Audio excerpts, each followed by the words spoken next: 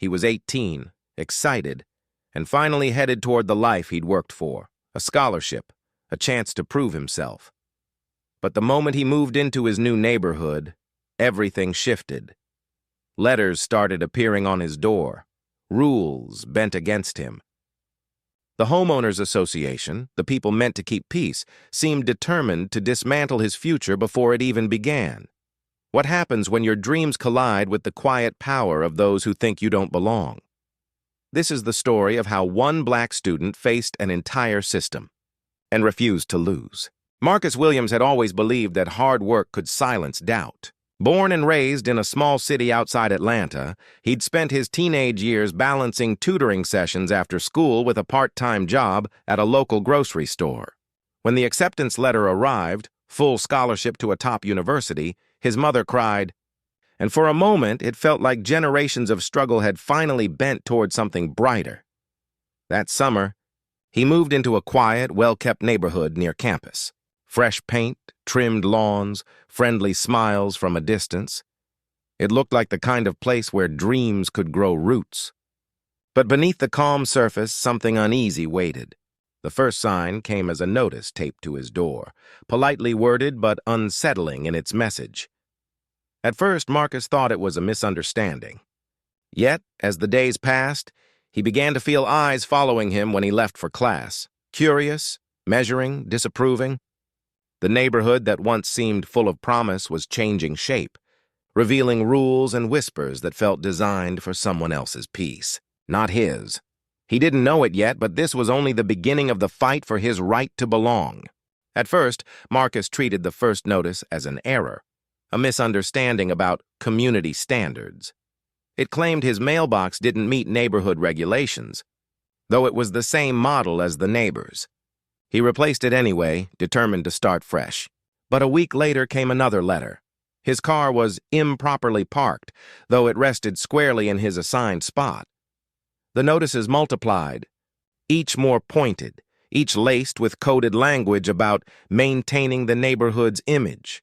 He started receiving them almost weekly, sometimes hand-delivered at odd hours. What unsettled him most wasn't the words themselves, it was their timing. They always arrived right after he'd come home from class, like someone had been waiting, watching. Then came the meeting. The HOA called him in to discuss compliance. Marcus sat in a polished clubhouse under fluorescent lights as 6 board members faced him across a table. Every question dripped with polite hostility. How could a student afford to live there? Did he really know the community guidelines? They smiled after every jab, as if kindness could hide the condescension. When he left, the air outside felt heavier. His mother urged him to stay strong, to keep his head down. But soon even his small victories, an A on his midterm, a friendly chat with a professor, were shadowed by another letter. Another warning.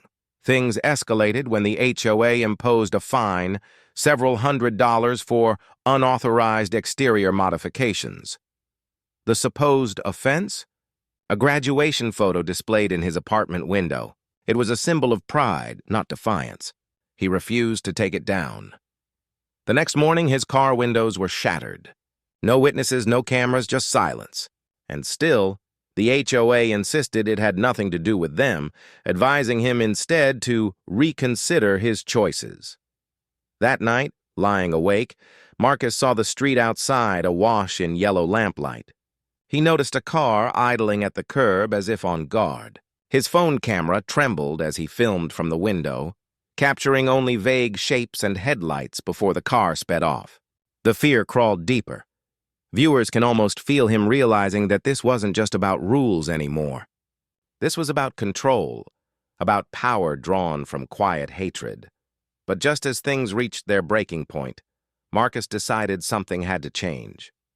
Instead of retreating, he started documenting everything, every notice, every fine, every shadow behind the blinds. And when he reached out for help, the story began to move beyond his neighborhood's neat rows of homes. Because sometimes, the fight for your future doesn't hit you with noise or chaos. It comes through letters, whispers, and shattered glass. And when Marcus finally exposed the truth, The people who tried to silence him would discover that the quietest voice can echo the loudest. The morning of the hearing was gray and heavy, the kind of sky that mirrors dread. Marcus walked into the HOA boardroom carrying a folder thick with evidence. Copies of every notice, photos of vandalism, timestamps from his phone. His hands trembled, not from fear, but from months of quiet rage pressed into silence. The board sat waiting, their expressions unreadable masks of courtesy. One of them asked, too smoothly, whether he'd considered living somewhere that better aligned with his background. The room fell brutally still. The comment wasn't even disguised this time. The mask had slipped. Marcus's pulse hammered in his ears. He realized that every minor infraction, every policy and fine, had been calculated to make him disappear quietly. But this time he had proof, and he wasn't alone anymore. Behind him sat two classmates, a local journalist, and a representative from a student legal aid group. Their presence changed the air in the room. Politeness gave way to unease. When Marcus began to speak, his voice quivered at first, then grew steady. He laid down copies of every letter the HOA had issued to him, and none to his neighbors. He described the car that followed him, the broken windows, the nights spent wondering if he was safe in his own home. Every word peeled back a layer of the facade the board had built. A man at the table tried to interrupt, something about miscommunication, but Marcus didn't stop. He looked straight at them and said, clearly, "You wanted me out because I don't fit your picture of this neighborhood. But I'm not going anywhere." Silence. The journalist shifted in her seat. The legal rep nodded, and for a fraction of a second, the board members looked like people who'd finally been seen. When Marcus walked out into the hallway, his legs were shaking, but his steps carried a new kind of weight. The battle wasn't over, but for the first time, the ones who tried to silence him had been forced to listen. Weeks after the hearing, the story spread, first through campus, then across local news, then far beyond. The polite smiles in the neighborhood vanished, replaced by awkward silence and eventually accountability. The HOA members stepped down one by one after a county investigation found implicit bias in their enforcement practices. But victory didn't feel like triumph. It felt like survival. Marcus stayed. He kept his scholarship, earned his degree, and used his experience to start a student initiative focused on fair housing and racial equality. Each meeting he led carried the weight of what he'd endured, but also the power of what he'd changed.